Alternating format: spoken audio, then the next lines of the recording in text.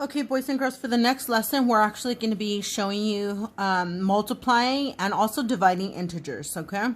So for multiplying integers, it's pretty basic. The rule here actually applies. There's a couple of rules. Let me show you. So when adding a positive number, multiplying a positive number with a positive number, your answer should be positive. When multiplying a negative number with a negative number, your answer should be positive. When multiplying a positive with a negative, your answer should be negative. And a negative with a positive, your answer should be negative. So pretty much you can make a rule out of this.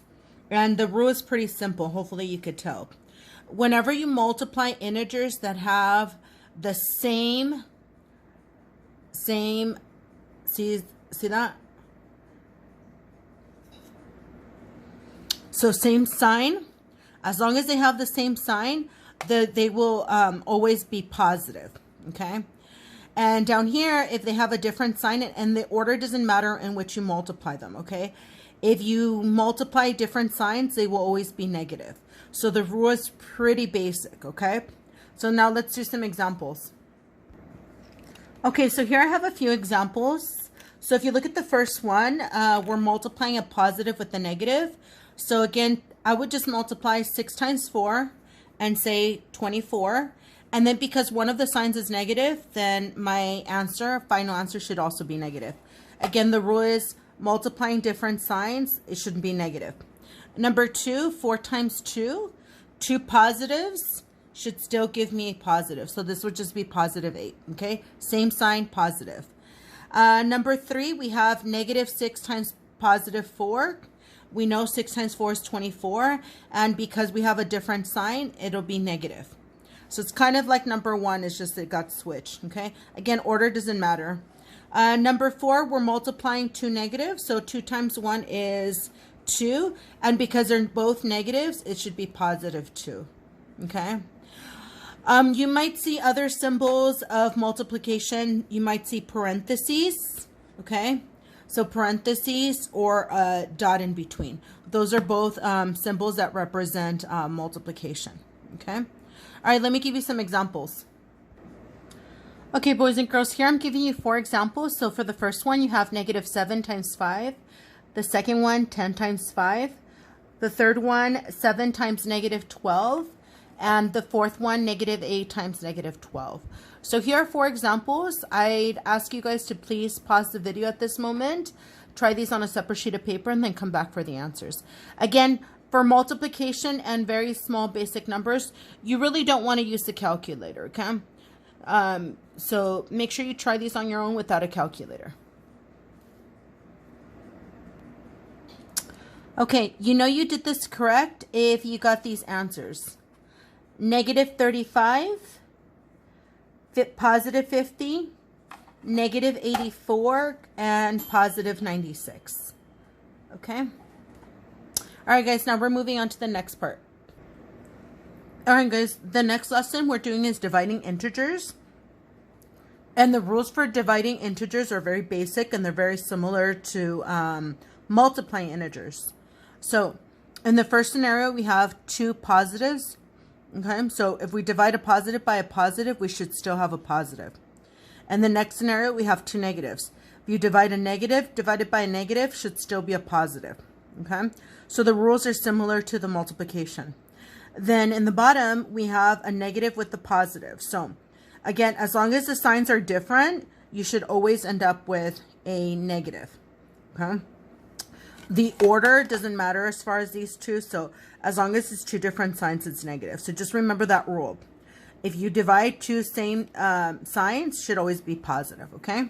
So the rules for multiplying, dividing are very simple and basic. All right, let's try a couple.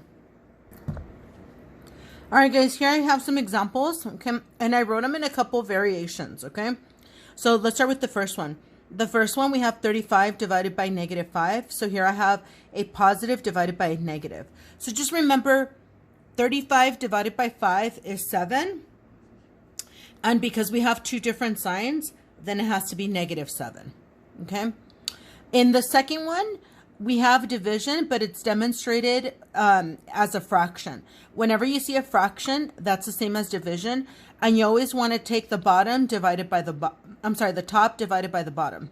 So -8 divided by 4. So 8 divided by 4 is 2. And again, two different signs, it should be negative, okay? So again, top divided by the bottom. All right, number 3, we have 8 divided by 4, but they're both positive, so it should just be positive 2. Number 3, -21 divided by -7. That should be 3, and since they're both negative, we keep it positive, okay? Again, same sign, always positive, okay? And the last one, number 4, -60 divided by -15. Again, two negatives should be positive, and 60 divided by 15 should be 4. Okay, so positive 4. All right, let me give you a couple so that you can try on your own. All right, boys and girls, here I give you a variation of problems. So take a look at them, and then I'm going to have you pause the video and then try it on a separate sheet of paper and then come back for the answer. Okay.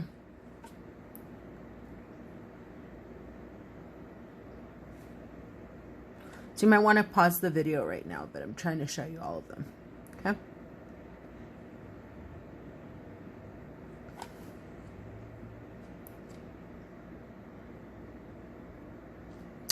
Okay, boys and girls, hopefully you practice this on your own, and these are the answers you should have gotten.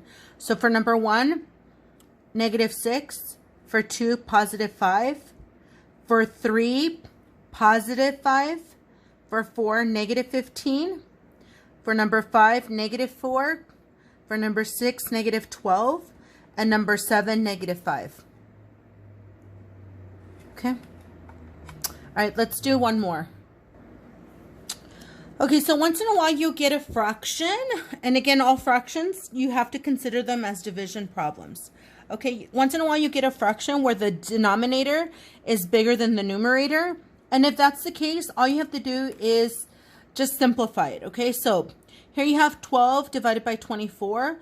Well, just ask yourself, what's the greatest common factor between these two? Okay, and the answer should have been 12. So what you'll do is divide by 12 to the numerator and the denominator. And if that's the case, you'll have 1/2. And of course, you have a positive divided by a negative, so your answer should be negative. So most of you would just give the negative down here, which is fine. But just know that 1/-2 is the same as writing -1/2. But technically, the proper way is to give your fraction a negative would be right in the middle. But all 3 of these answers would be equivalent, okay? So I've seen students write it this way. I've seen students write it this way. Technically, you should put your negative right in the middle, okay? But all 3 are considered okay answers, okay? Usually most teachers will take them, but just so you know, the negative is the entire fraction, and it should be written in the middle, okay? So same with number 2, if you look. Now the negative is on top. We have -15 divided by 60. Again, your denominator is larger than your numerator. So you would divide or simplify by the greatest common factor. In this case, it actually is 15. So you would divide by 15, top and bottom. And in this case, you would end up with -1/4. Again, your the more appropriate answer should be 1/4, and the negative should be in the middle, but you would still read it as -1/4, okay? So technically, the way you write it should be right in the middle, okay? All right, boys and girls, so now I'm going to give you some practice problems on Alex. And again, if you need any help, just contact me, okay? Good luck.